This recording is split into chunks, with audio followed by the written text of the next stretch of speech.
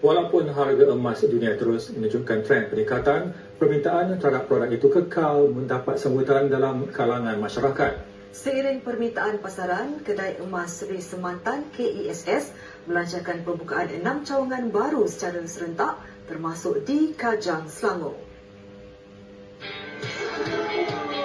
5 lagi cawangan baru yang dibuka serentak ialah Sandakan dan Tawau, Sabah, Gua Musang, Kelantan, Dumul, Terengganu serta Bertam, Pulau Pinang. Pembukaan 6 cawangan serentak ini merupakan satu pencapaian besar buat Kedai Emas Seri Semantan kerana ia melambangkan keyakinan masyarakat dan juga komuniti SSBC itu sendiri terhadap jenama kami Kedai Emas Seri Semantan. Tambah Hafizal, pemilihan Kajang sebagai lokasi utama dibuat berdasarkan pertumbuhan ekonomi yang dinamik serta kedudukannya yang strategik sebagai pusat tumpuan ramai. Jelasnya, selain sebagai tempat jual beli produk, setiap cawangan KESS menjadi premis yang memberi pendedahan kepada masyarakat mengenai budaya dan kepentingan menyimpan aset emas.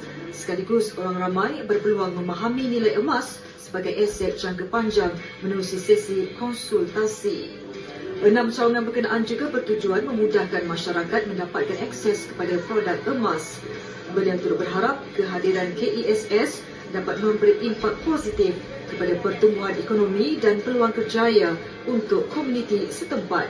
Sempena majlis pembukaan ini, pelbagai promosi dan aktiviti turut diadakan kepada pengunjung serta ahli Kelab Keistimewaan Seri Semantan SSPC. Okey, sepanjang promosi pembukaan ini, pengunjung serta ahli SSBC akan menikmati pelbagai tawaran istimewa seperti harga promosi pembelian, hadiah eksklusif, cabutan mertua dan juga pelbagai aktiviti menarik untuk sesi keluarga. Untuk maklumat lanjut, layari dan hubungi platform rasmi atau nombor tertera.